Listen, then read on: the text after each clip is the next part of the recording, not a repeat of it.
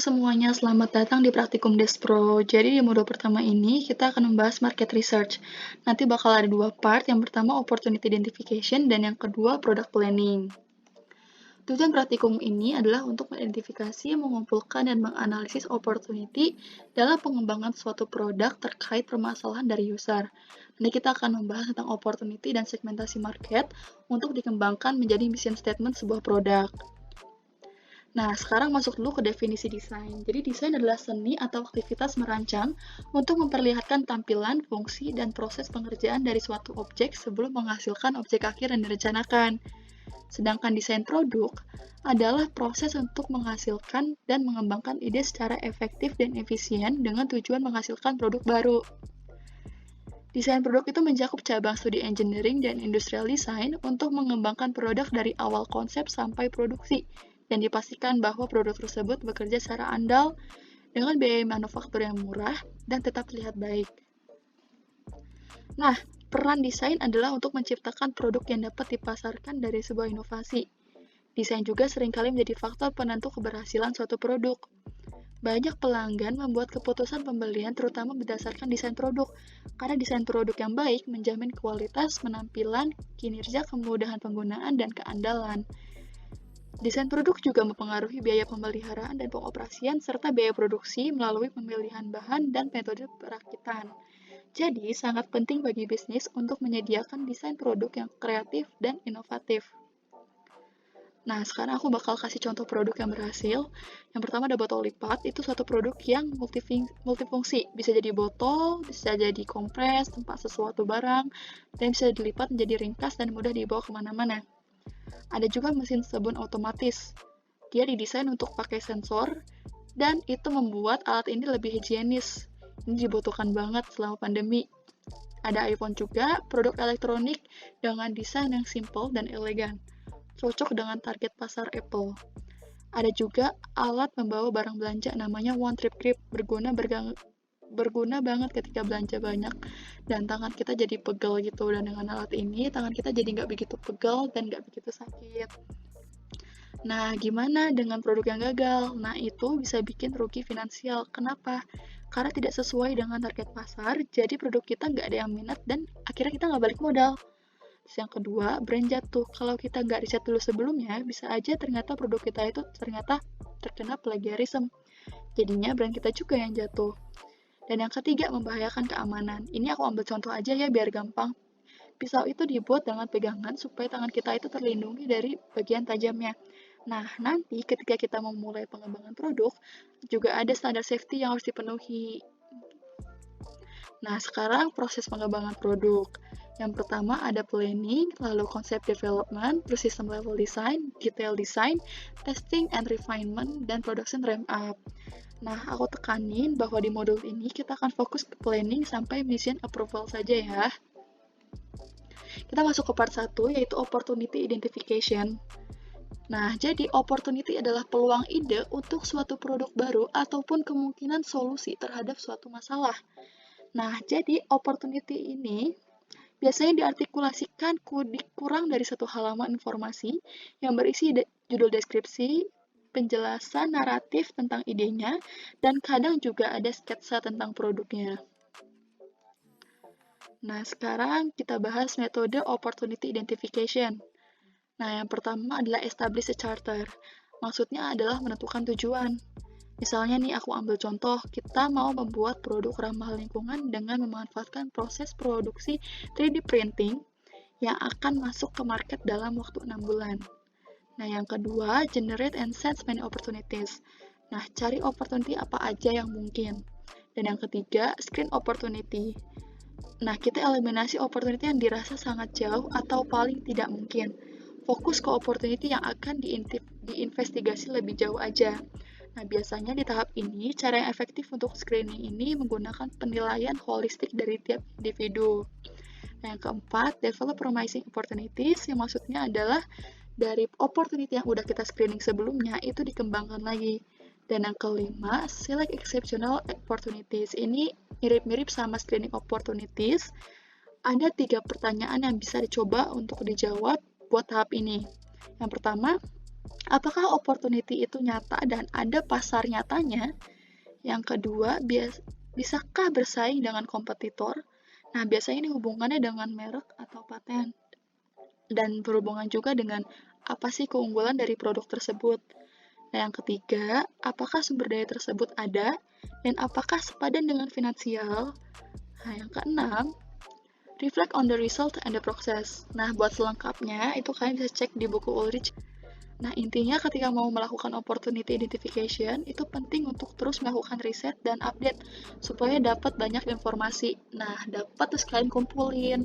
Dan yang paling penting lagi, kalian harus sadar akan adanya peluang.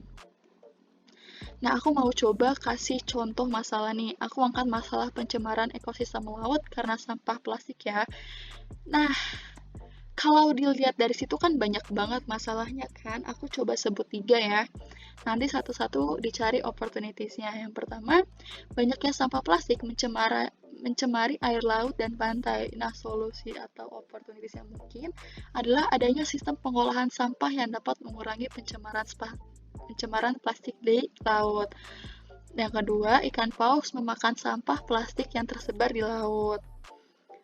Nah, solusi atau opportunities yang mungkin adalah membuat tas belanja dari kertas atau kain supaya dapat mengurangi sampah kantong plastik. Dan yang ketiga, botol air minum kemasan adalah sampah plastik paling banyak ditemui di laut. Sehingga solusi atau opportunities-nya adalah membuat botol minuman yang berbahan kain dari plastik dan dapat diisi ulang. Nah, jadi segitu dari part 1, kita lanjut ke part 2 ya. Oke, kita lanjut di part 2 ya. Di part 2 ada product planning. Nah, singkat ya, aku jelasin sedikit apa itu planning. Planning dalam definisi artinya merencanakan tampilan, fungsi, dan proses pengerjaan hingga menjadi produk akhir. Dan juga bisa diartikan sebagai merencanakan proses pengembangan suatu produk. Nah, dalam sebuah planning atau perencanaan, kita diwajibkan untuk tahu do and don'ts dari planning sendiri. Nah, planning bisa menjadi suatu hal yang membuat sukses pengembangan suatu produk atau malah menjadi buruk. Nah, don'ts yang perlu kalian tahu ketika ingin merencanakan suatu pengembangan produk yaitu ada beberapa hal nih, yaitu contohnya ada 4 hal. Yang pertama, poor market testing. Kedua, tidak sesuai kapasitas. Ketiga, poor market analysis. Dan keempat, tidak adanya pedoman desain. Nah, dari part sebelumnya, kalian diajarkan untuk tahu bagaimana mencari dan menggather sebanyak-banyaknya peluang, bahkan masalah-masalah yang timbul yang ada di sekitar kalian. Nah, dari masalah-masalah itu timbullah opportunity baru yang bisa kalian jadikan alternatif sebagai planning. Begitu. Oke. Mungkin langsung mengerucut ke product planning. Product planning itu apa sih? Product planning adalah penyusunan rencana pengembangan produk yang komprehensif, melingkupi ide dasar, target perusahaan, segmentasi pasar, limitasi produksi, timeline produksi, dan lain-lain. Ini bisa kalian baca di buku Ulrich. Nah, dari metode product planning ada 5. Yang pertama, identify opportunities. Yang kedua, evaluate and prioritize projects. Yang ketiga, allocate resource and plan timing. Yang keempat, complete pre-project planning. Yang kelima, reflect on the result and the process. Jadi dari kelima tahap ini sebenarnya adalah di balik ini artinya iterasi. Jadi ketika kalian membuat suatu planning, kalian harus mereflect lagi sebenarnya product planning yang kalian buat itu bisa direalisasikan tidak, realistis tidak, dan apakah itu menjadi sesuatu hal yang membuat produk itu tidak akan berhasil. Maka dari itu penting untuk mereflect lagi hasilnya. Oke, jadi planning completion dari product planning adalah mission statement. Jadi ini hasil akhir yang perlu kalian buat ketika membuat planning. Nanti saya akan jelaskan dari awal sampai akhir bagaimana cara membuatnya. Nah, sebelum itu sedikit kalian tahu sebenarnya prioritizing project dan mengevaluasi sebuah project itu dilihat dari segi apa? Yaitu bisa dilihat dari segi competitive strategy, market segmentation, teknologi projector, product platform, dan balancing portfolio. Apa aja itu aku akan jelaskan di selanjutnya. Nah, pertama ada competitive strategy. Kalian harus tahu gimana kalian bisa memprioritaskan project yang mau kalian buat. Contoh nih, aku buat analogi HP iPhone dengan HP Huawei atau semacam Xiaomi. Keduanya mirip, iOS-nya mirip, dan bentuknya juga mirip, tipis dan juga wide screen gitu. Nah, dari situ ini kompetitif sekali kan dari dua produk ini. Coba kalian lihat nih, apakah satu produk yang kalian pilih itu termasuk dari keempat strategi ini. Coba posisikan kalian di HP Huawei. Huawei. Di HP Huawei kalian punya kompetitor yaitu iPhone. Nah, di sana kalian bisa membuat nih strategi. Aku sebagai CEO, misalnya CEO dari Huawei, aku pengen bikin HP tapi yang menyaingi dari HP iPhone, dimana semua orang bisa membeli HP yang mirip dengan iPhone tapi dengan harga yang murah. Berarti di sini strategi dia itu 4 ini dijalankan. Yang pertama, teknologi leader. Oke, dia memang tidak secanggih dari iPhone, tapi dia bisa membuat teknologi seharga dan sebanding dengan iPhone dari segi tampilan. Nah, itu merupakan salah satu cara mereka dari segi teknologi leader. Terus dari cost-nya gimana? Cost-nya tentu lebih murah. Mereka menargetkan harga-harga yang murah ke pelanggan. Dan customer focus tentunya berbeda. Customer focus dari iPhone itu lebih ke orang-orang yang memang suka dengan sifat elegannya dari iPhone. Tapi customer focus di Huawei adalah orang-orang yang menengah ke bawah, orang-orang target yang ya udah yang penting HP ada, bahan bagus, dan cukup bersaing juga dengan harga yang murah. Dan mungkin bisa jadi Huawei mencoba mengimitasi iOS tampilannya atau bentuknya. Jadi orang bisa melihat, oh ini mirip iPhone tapi bukan iPhone, begitu. Lanjut. Nah, ketika dalam evaluasi sebuah project, kalian juga harus membedakan tentang market segmentation dari geographic, demographic, psychographic, behavioral.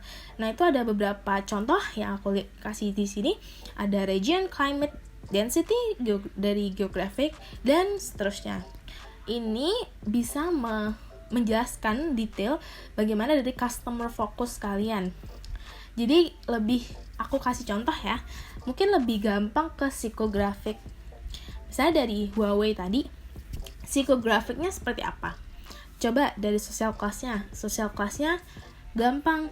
Kita lihat orang yang berpenghasilan menengah ke bawah. Mungkin penghasilan bisa kalian buat, berpenghasilan setidaknya 1 juta sampai 2,5 juta per bulan. Mungkin kan bisa jadi orang-orang yang menengah ke bawah atau yang sampai 3 juta. Nah, tergantung kalian mau targetnya berapa. Terus lifestyle-nya, orang-orang seperti apa? Orang-orang yang mungkin orang-orang yang tidak terlalu hedonisme atau lifestyle yang sederhana. Nah, itu kalian bisa lebih detailkan sederhananya seperti apa gitu. Sederhana yang memang tidak suka konsumtif. Nah, itu lifestyle kan. Dan personality ini kalian bisa mencoba membuat personifikasi kalian. Jadi kayak personifikasi tuh yang buat ini mungkin bisa jadi anak muda, anak sekolah, SMA. Nah, gitu, itu psikografik. Jadi orang-orang yang memakai ini tuh orang yang seperti apa, dalam artian psikologinya seperti apa gitu. Nah, mungkin bisa kalian baca lagi di Ulrich untuk market segmentation, dan sedetail mungkin akan lebih bagus karena produk kalian bisa tahu nih targetnya ke siapa gitu, berdasarkan karakteristik tertentu. Nah, mungkin contohnya nih singkat aja kan, botol plastik ya, mungkin udah diceritakan juga di sebelumnya, core problem, opportunity-nya. Nah, di sini lebih ke targetnya, gimana cara nentuin target. Misalkan dengan botol seperti ini bisa kalian lihat kan, botol yang sangat environmental dan sangat awet. Nah, siapa sih yang bisa ditargetkan? Misalkan targetnya ya orang-orang 15-40, orang produktif, unisex. Jadi ada beberapa warna, jadi oke buat cewek cowok. Terus pendapatan yang kurang dari 1 juta bisa beli, berarti dengan harga 50.000 ke bawah atau seharga antara 100.000. Terus untuk social class mungkin bisa lower middle, jadi kayak orang ya menengah ke bawah. Dan lifestyle-nya adalah orang yang benar-benar cinta lingkungan gitu, orang yang suka olahraga atau gimana gitu. Dan personality-nya nih aktif, outgoing, dan sederhana gitu. Oke, ini aku ingetin lagi. Sekarang kita masuk ke allocate, resource, and plan timing. Ini lebih dijelaskan nanti di bab website-nya. Cuman perlu kalian tahu lebih ke bagaimana mengalokasikan resource dan plan timing. Gini, jadi resource-nya dari human resource, berapa orang yang akan mengerjakan production capacity. Ini kapasitas kita untuk mengerjain ini seperti apa? Misalkan kita punya alat kah, atau kita malah mesenin ke orang gitu. Misalkan kita cuma punya desain, tapi kita bisa kasih desain itu dibuatkan sama orang. Nah, waktu juga penting. Jadi kalian juga harus mencari kapan sih kita bisa ready buat nge-introduce our product, dan kapan kompetitor kita juga mengintroduce new product. Jadi kayak kita harus tahu timing yang tepat gitu. Lanjut. Nah, kita balik ke sini. Jadi setelah kalian buka tadi kayak market research, market segmentation-nya gimana, terus allocating time, resources. Nah, masuklah ke sini. Di sini adalah pre-project planning. Yaitu nih bisa kalian lihat, yaitu mission statement. Aku akan jelaskan detail dulu mission statement seperti apa. Nah, mission statement itu ada 1, 2, 3, 4, 5, 6, 7, 8. Ada 8 part di dalam itu. Ini selalu dilupakan sama anak-anak. Mission statement itu bukan tulisan cuma mission statement, bukan. Mission statement adalah judul singkat yang bisa menjelaskan tentang produk kalian gitu. Nanti aku jelaskan lebih lanjut. Itu harus ingat. Yang kedua, product description. Jangan samakan ini dengan benefit proposition. Product description lebih ke bagaimana cara kalian mendeskripsikan produk, bukan bagaimana si produk ini dipakai oleh customer. Itu lebih ke benefit proposition. Oke, bedakan ya. Benefit proposition bagaimana pelanggan bisa tahu bahwa produk kalian itu memiliki manfaat apa sih bagi mereka. Gitu. Manfaat yang didapatkan mereka tuh apa aja. Nah, deskripsi lebih ke bagaimana kalian mendeskripsikan produk. Misalkan botol tadi deskripsinya seperti apa. Terbuat dari stainless steel yang bisa dipegang dan berwarna-warni gitu. Nah, itu berbeda dengan benefit proposition, di mana pelanggan atau customer bisa memegang botol dengan ergonomis, dengan harga murah. Nah, itu benefit proposition. Nah, lalu masuk ke key business goal. Di key business goal, ini lebih ke tujuan project kalian tuh ngembangin produk untuk apa. Misalnya kayak dalam artian waktunya, jangka waktunya seberapa lama, mau 1 year, 1 month, or even 1 week. Terus biayanya seberapa gitu, dan kualitasnya akan seperti apa. Ini bervariasi di setiap project, tapi setidaknya kita tahu sebenarnya produk ini untuk apa. Misalkan ketika kalian ingin buat project meja, dimana meja itu bisa multifungsi, seperti ada kipasnya plus laptop di bawahnya, atau bisa ada lampunya itu. Nah, project kalian bisa jadi untuk pengguna, mahasiswa atau pekerja yang setiap hari di depan laptop tapi tidak punya meja yang cocok buat laptopnya, tidak panas dan segala macam. Nah, kayak gitu. Itu bisa jadi key business goal. Kita lanjut ke 5 dan 6. Lebih ke market ya. Nah, di market ini lebih ke identifikasi pasar, which is itu adalah target customer-nya seperti apa. Bukan pasar yang kayak, oh iya nanti ke toko ini. Itu salah. Lebih ke bagaimana mendeskripsikan pasar kalian tuh untuk siapa.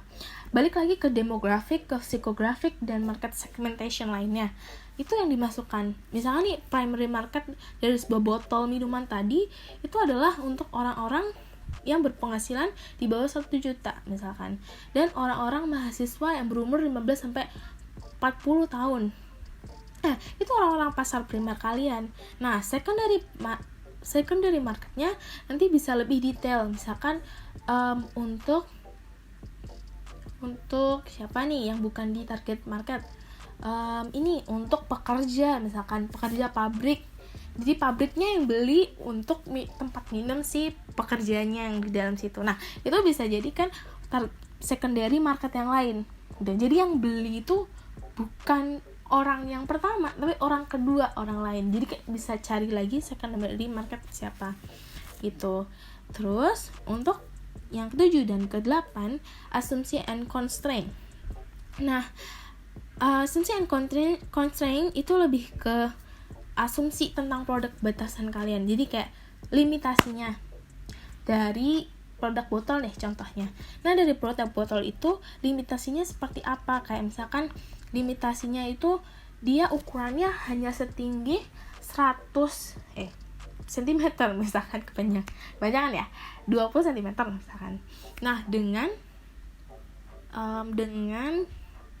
ukuran 500 mm. Nah, kayak gitu. Nah, itu bisa digunakan sebagai asumsi dan constraint yang kalian butuhkan.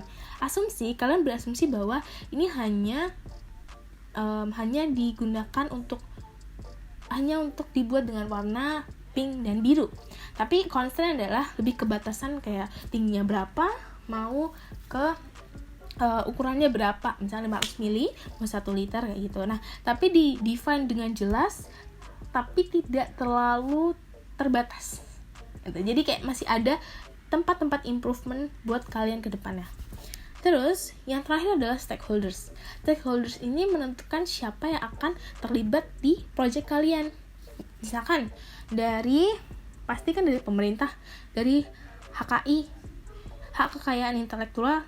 Terus produsennya, mau kalian produsen sendiri, ya nggak usah ditulis. Tapi kalau misalkan memang butuh produsen ke orang, tulis produsen. Atau kalian butuh desainer, kalian cuma ngomong-ngomong doang, jangan biayai, ya itu tadi desainer. Atau kalian memang punya anggota. Nah, anggota itu bisa kalian tulis anggota project gitu. Nah, banyak hal yang bisa dikasih di sini gitu. Nah, aku balik lagi ke sini. Ini ada contoh dari buku Old Days. Nah, mission statement jangan dilupakan, mesti dilupain sama anak-anak praktikan selalu lupa. Nah, ini perlu ada ini contohnya, multifunctional office document machine. Gitu. Jadi dia kayak bikin semacam nih, kita bisa lihat di product description. Network cable, digital machine with copy, print, fax, and scan function. Berarti ini kayak kita bisa lihat kan, oh dia tuh multifunctional office document machine dalam bentuk printer, kayak semacam printer, bisa copy, bisa ngefax, yang bisa ngirim fax, terus juga sama nge-scan. Jadi kayak wah gitu. Jadi kayak kalian udah tahu dari product description gitu. Terus benefitnya apa? Benefit propositionnya, oh ini bisa connect ke komputer network tanpa harus kabel. Terus juga bikin ngeproses dokumen gitu secara banyak gitu. Nah, business goal-nya ini yang lebih detail nih. Sebenarnya tujuan project buat ini apa? Misalnya kalau di sini dia lebih ke perusahaan, nah dia makanya gini, support Xerox strategy of leadership in digital office equipment. Jadi dia memang punya tujuannya gitu loh, untuk si Xerox company ini untuk bikin suatu machine yang bisa ngebantu di kantor gitu. Nah, bisa kalian baca lagi di sini. Nah, ini juga ada detailnya.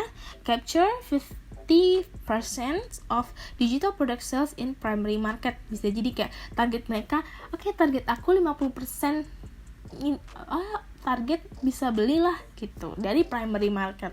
Nah, kita masuk lagi nih ke primary market. Siapa yang mau beli? Gitu kan pertanyaannya. Yang mau beli office department dengan jumlah-jumlahnya, yang suka ngeprint berapa lama, berapa banyak kayak gitu. Nah, kalau misalkan kita nggak bisa, tidak semua menargetkan ke primary market, kita mau targetin mana? Kita targetin ke secondary market, which mean itu quick print market atau small satellite operation. Jadi ke market yang seperti ini gitu. Nah, masukkah ke assumption and constraint? Nih, kalian bisa lihat nih. New product platform, kita asumsikan bahwa dia itu produk baru gitu. Terus digital imaging technology. Oke, constraint-nya adalah itu dari digital dan dengan teknologi image atau citra gambar gitu. Nah, itu bisa kalian baca lagi, pahamin mana yang asumsi, mana yang constraint. Asumsi itu kayak sesuatu hal yang baru yang bisa kalian asumsikan, tapi constraint adalah batasan yang kalian tetapkan untuk produk kalian, dan itu jadi satu part di sini. Nah, terakhir ada stakeholder. Itu kalian bisa lihat ada purchaser, orang yang beli. Terus juga manufacturingnya, tuh kan dia nggak bikin sendiri tapi dia ke manufacturer. Terus service operation, jadi setelah kita jual, nanti kira-kira kalau membeli ada yang kerusakan, nanti di service ke siapa, di maintenance kemana. Nah, itu ada nih service operation, dan ada distributor juga, karena dia perusahaan gede yang punya distributor. Ini jelas ya dari penjelasan aku bahwa ini sebuah pre-planning project ya. Jadi di sini dia udah ngeplan dengan jelas, dimana orang awam pun bisa lihat, oh ini produknya, oh gini. Jadi kayak mereka bisa paham. Oke, dipahami ya. Lalu ya ini contohnya yang bisa kalian lihat. Ini bisa kalian pause terus kalian pahami.